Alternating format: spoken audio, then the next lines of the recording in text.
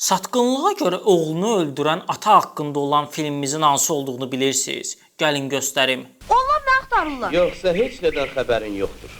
Mən bir şey itirəndə həmişə tək özümü axtarıb tapıram. Onlar da çoxdular, heç tapa da bilmirlər. Bu film Azərbaycan filmi olsa da hadisələr Korsika adasında keçir. Azadlıq uğrunda savaşan siyasi dustaq Giannetto həbsdən qaçır. O, balaca, sakit bir kəndə gəlir. Burada isə özü üçün gizlənməyə yer axtarır. Bu hadisələr Matteo Falcone'nin evindəki sakitliyi pozur. Azyaşlı Fortunato əvvəlcə Giannettonu gizlətsə də, sonra onu satır. Matteo Falcone isə oğlunu bu hərəkətinə görə cəzalandırmaq istəyir. Bu qısa metrajlı filmdə Nodar Şaşiqoğlu, Ceyhun Mirzəyev, Tamilla Ağamirova oynayır. Maraqlı məqam odur ki, 7 oğul istərəmi çəkən Tofiq Tağzadə həm filmin rejissorudur, həm də Giannetto rolunu oynayır. Matteo Falcone adlanan filmdə atanın hərəkətləri sonradan müzakirələrə səbəb olur. Ədalət naminə atanın oğlunu öldürməsi düzgündürmü?